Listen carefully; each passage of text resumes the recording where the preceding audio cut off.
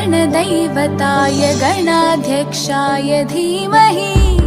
गुणशरीराय गुणमण्डिताय गुणेशानाय धीमहि गुणातीताय गुणाधीशाय गुणप्रविष्टाय धीमहि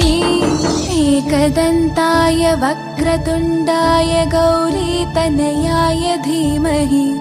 गजेशानाय भालचन्द्राय श्रीगणेशाय धीमहि एकदन्ताय वक्रतुण्डाय